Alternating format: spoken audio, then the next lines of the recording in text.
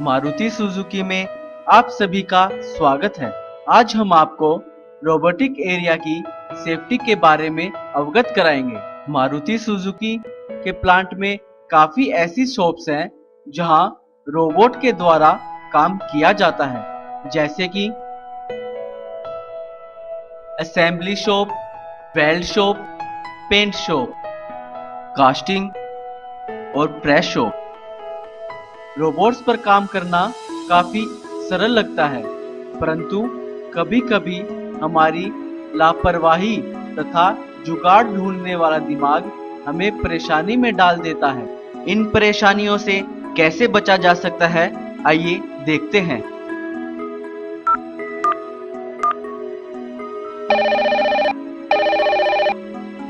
Hello. Hello, मैं bodyline shop से बोल रहा हूँ। जी बोलिए। रोबोट में एबनॉर्मल साउंड आ रही है, प्लीज एक बार आकर देख लीजिए। जी हम देखते हैं।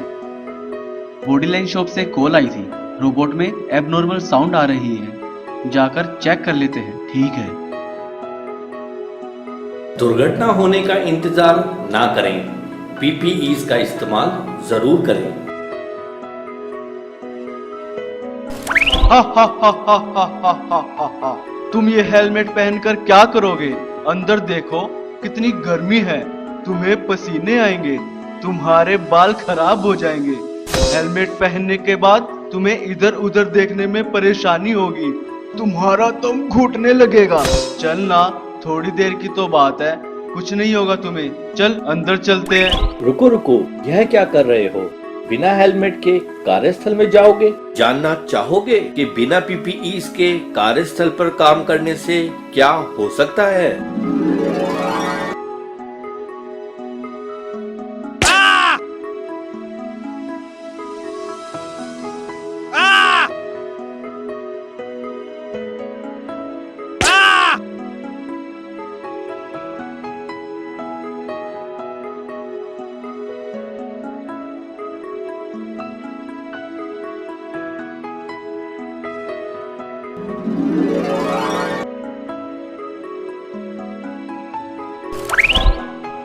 और हाँ, हेलमेट हमेशा अच्छे से फिट हो, लूज ना हो, जिससे झुकने पर हेलमेट गिरे नहीं।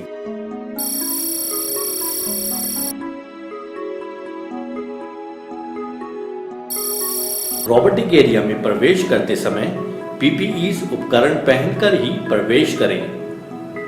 पीपीईज जैसे कि helmet, safety goggles, arm guard तथा सेफ्टी शूज पहनकर ही रोबोटिक एरिया में प्रवेश करें। कैसे हैं आप? मैं अच्छा हूँ, क्या हुआ? मुझे लगता है इस रोबोट की मोटर खराब हो गई है, बाकी आप खुद ही देख लीजिए। लापरवाही की वजह से अपने दूसरे साथियों की जान जोखिम में ना डालें।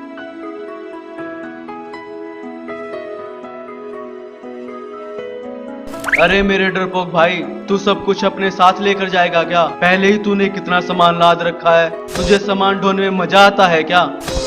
इस सेफ्टी प्लग को या यहाँ रख दे या फिर डायरेक्ट कर दे, तेरा थोड़ी देर का ही तो काम है, क्यों इतनी टेंशन ले रहा है? क्यों तुम इस शैतान की बातों में आ रहे हो? क्या तुम्हें पता भी है सेफ्टी प्लग डायरेक्ट करने से या कहीं भी रखने से क्या हो सकता है?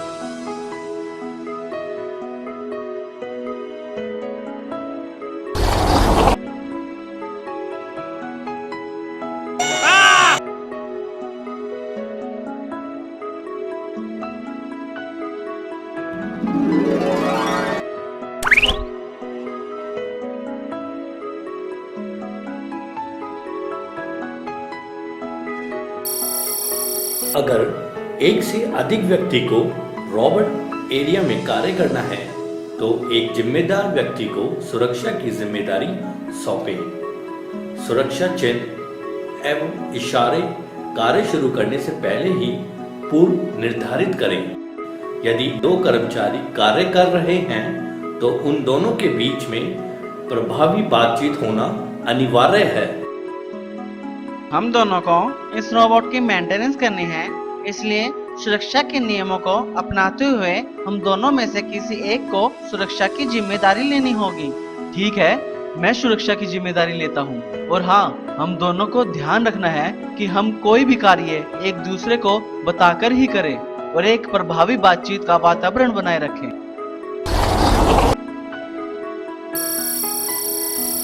सेफ्टी प्लग को कभी भी इधर उधर ना रखें, हमेशा अपने साथ रखें। इधर उधर रखने से कोई भी अनजान व्यक्ति उसे दोबारा लगा सकता है, जिससे कि अंदर काम करने वाले कर्मचारियों की जान को खतरा हो सकता है। सेफ्टी प्लग को कभी भी तार का इस्तेमाल करके बाईपास ना करें। डायरेक्ट करने से रोबोट की पावर ऑन रहती है और वह कर्मचारियों को चोटिल भी कर सकता है। रोबोटिक एरिया में कार्य करते समय लापरवाह व सुस्त ना होएं और अपना हाथ इधर उधर ना रखें। मुझे लगता है रोबोट की इस एक्सिस से एबनॉर्मल साउंड आ रही है। नहीं, मुझे तो एल एक्सिस से एबनॉर्मल साउंड आ रही है। नहीं यार, ये तो ठीक लग रहा है। चल दूसरी तरफ देख लेते हैं तो। हे भगवान, हाथ रखने से पहले तुम देख तो लो कि कहाँ रख रहे हो। ऐसा करने से तुम चोटिल भी हो सकते हो।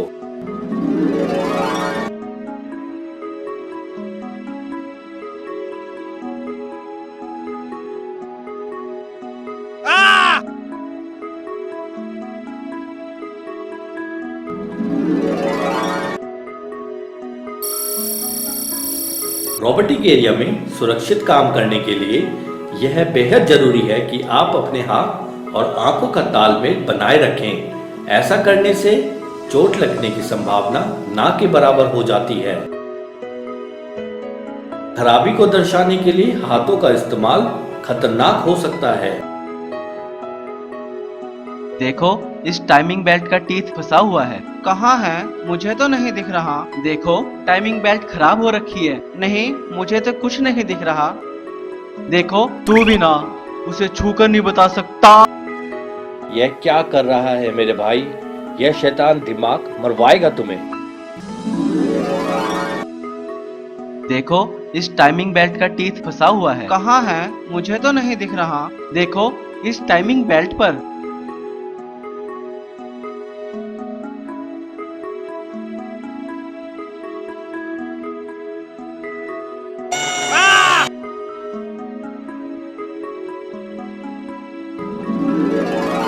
किसी भी एबनॉर्मलिटी को दर्शाने के लिए तुम्हें पेन, पेंसिल, लेजर पॉइंटर या छड़ी का इस्तेमाल करना है।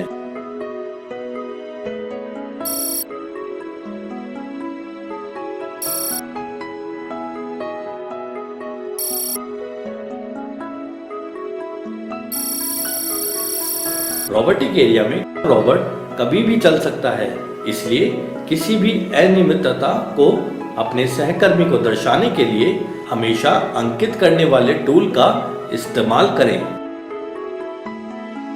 कोई भी मोटर, एम्पलीफायर, कार्ड या केबल रिप्लेस करने से पहले रोबोट की पावर सप्लाई को हमेशा बंद करें। मेरे पेट में तो चूहे कूद रहे हैं। जल्दी से ठीक कर देना, लंच टाइम होने वाला है। रुको, क्या तुम्हें नहीं पता कि किसी भी पार्ट को चेंज करने से पहले पावर ऑफ करनी है और अपने नाम के साथ लॉक लगाना है। छोड़ना, जल्दी ठीक कर मेरे भाई, भूख लगी है बहुत जोर से।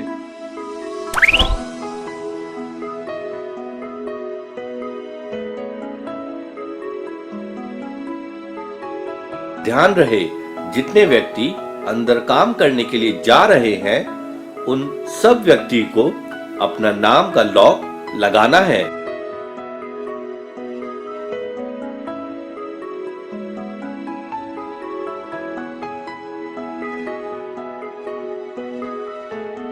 चलो, टाइमिंग बेल्ट तो रिपेयर कर दी, अब गियर बॉक्स को भी रिप्लेस कर देते हैं। इसमें भी इश्यूज आते रहते हैं।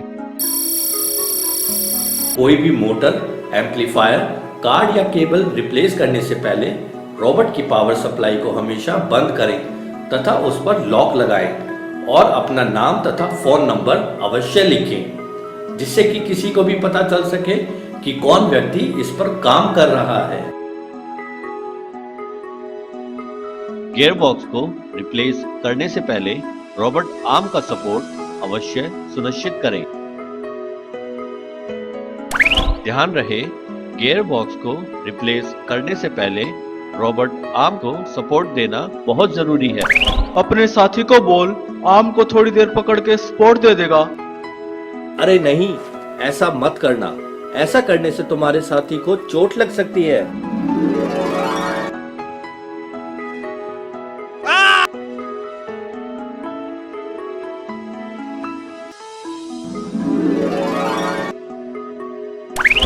और हाँ, ऊंचाई पर काम करने के लिए तुम्हें ऊंचाई के सुरक्षा के नियमों का पालन करना है।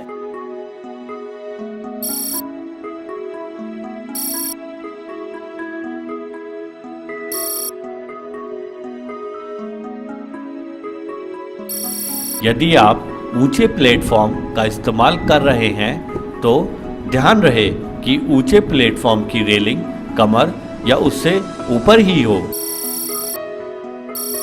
हमें रोबोटिक आर्म को अच्छे से सपोर्ट देना है। रोबोटिक आर्म को सपोर्ट देते टाइम ध्यान रखना है कि सपोर्ट हर तरफ से दिया हुआ हो, आगे से भी तथा पीछे से भी, जिससे कि रोबोटिक आर्म गिरे नहीं। ध्यान रहे, सपोर्ट के लिए किसी भी मूविंग पार्ट का इस्तेमाल ना करें। तथा सपोर्ट में काम आने वाली स्लिंग्स और चेन अच्छी क्वालिटी की हो। स्लिंग्स और चेन प्रॉपर साइज की हो।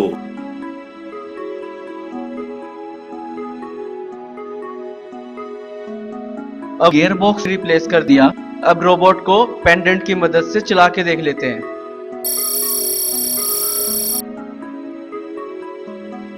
गियरबॉक्स को रिप्लेस करने से पहले रोबोट आर्म को सपोर्ट देना आवश्यक है, नहीं तो रोबोट आर्म नीचे गिर सकती है तथा कोई गंभीर रूप से घायल हो सकता है। अगर रोबोट में किसी एबनॉर्मलिटी को देखने के लिए रोबोट के पास जाना अनिवार्य है तो सुनिश्चित करें कि रोबोट आर्म एवं गन के नीचे कोई व्यक्ति खड़ा ना हो। अरे यहीं से चला ले, अंदर जाकर क्या करेगा? नहीं, तुम्हें रोबोट को अंदर जाकर ही चलाना चाहिए। इससे तुम्हें रोबोट की मूवमेंट क्लियर दिखाई देगी।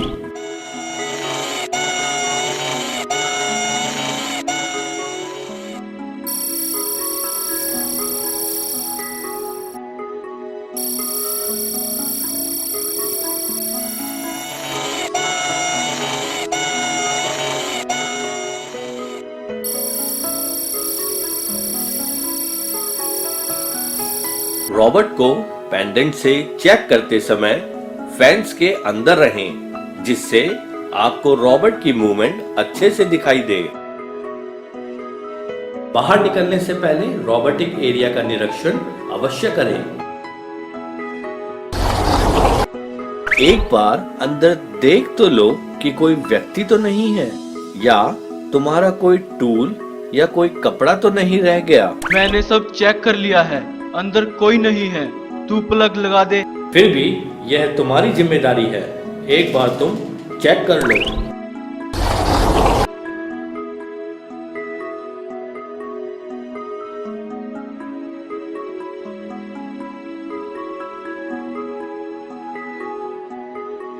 अच्छा हुआ तुमने बता दिया। देखो, मुझे अंदर सफाई वाला कपड़ा मिला। अगर यह अंदर रह जाता तो आग भी लग सकती थी।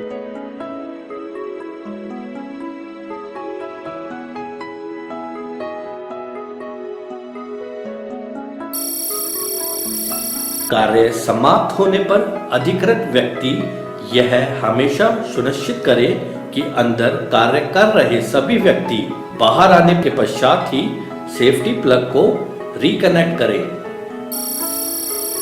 ऐसा ना करने से अंदर फंसे व्यक्ति की जान को खतरा उत्पन्न हो सकता है।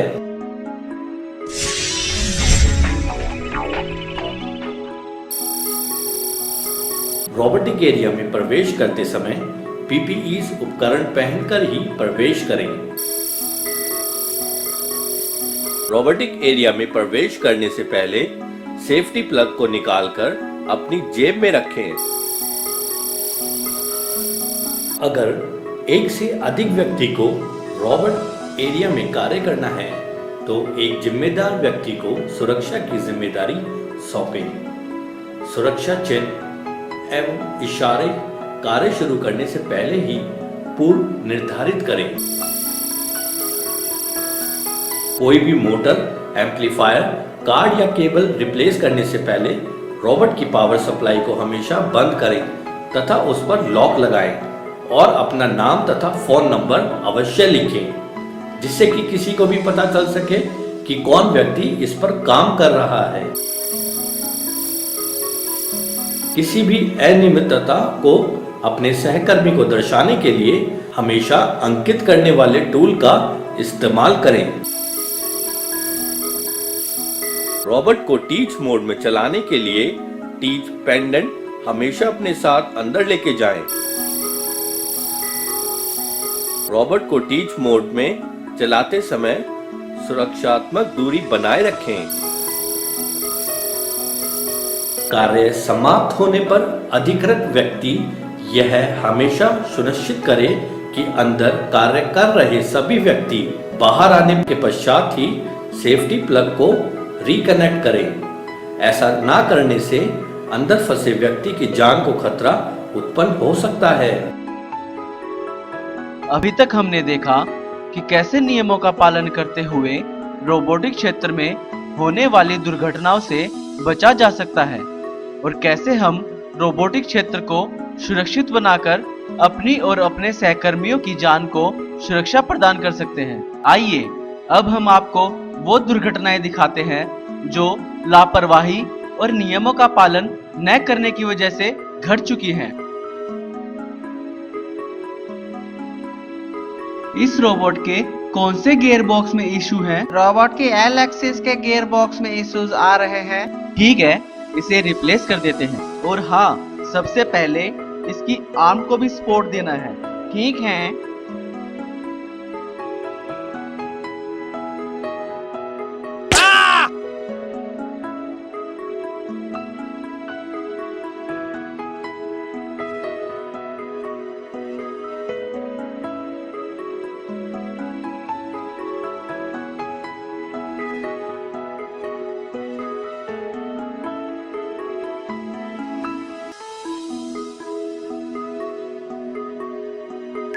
दुर्घटना होने के कारण रोबोट आर्म का मूविंग कार्ट पर रखा होना, कर्मचारी का रोबोट आर्म के आगे खड़ा होना, रोबोट आर्म को अच्छी तरह सपोर्ट न देकर केवल एक ही पॉइंट पर सपोर्ट देना।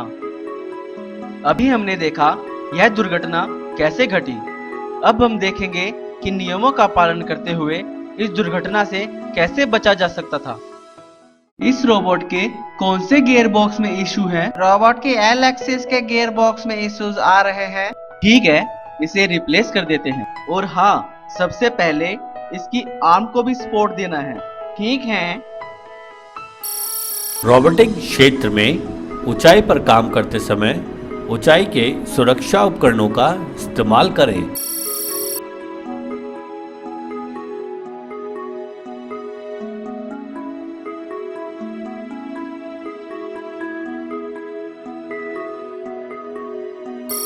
यदि आप ऊंचे प्लेटफॉर्म का इस्तेमाल कर रहे हैं तो ध्यान रहे कि ऊंचे प्लेटफॉर्म की रेलिंग कमर या उससे ऊपर ही हो। हमें रोबोटिक आर्म को अच्छे से सपोर्ट देना है। रोबोटिक आर्म को सपोर्ट देते टाइम ध्यान रखना है कि सपोर्ट हर तरफ से दिया हुआ हो, आगे से भी तथा पीछे से भी, जिससे कि रोबोटिक आर्म गिरे नहीं। ध्यान रहे सपोर्ट के लिए किसी भी मूविंग पार्ट का इस्तेमाल ना करें तथा सपोर्ट में काम आने वाली स्लिंग्स और चेन अच्छी क्वालिटी की हो।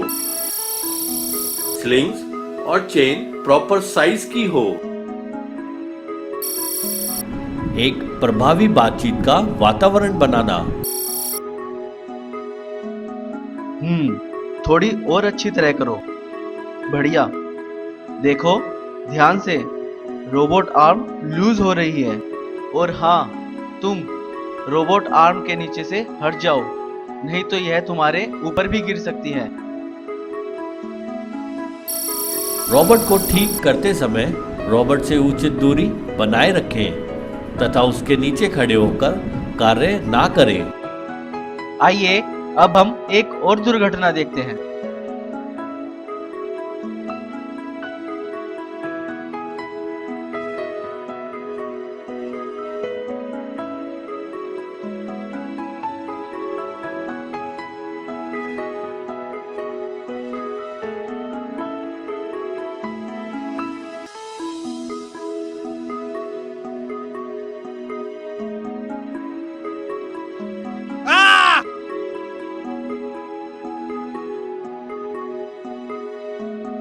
दुर्घटना होने के कारण। निरीक्षण करते समय कर्मचारी का सही अवस्था में खड़ा न होना। निरीक्षण करते समय गन कवर का खुला होना। एक दूसरे के साथ प्रभावी बातचीत ना होना। टीच मोड में चलाने वाले व्यक्ति इंस्पेक्शन करने वाले व्यक्ति को नहीं देख पा रहा था। अभी हमने देखा यह दुर्घटना कैसे घटी। अब हम देखेंगे कि नियमों का पालन करते हुए इस दुर्घटना से कैसे बचा जा सकता था।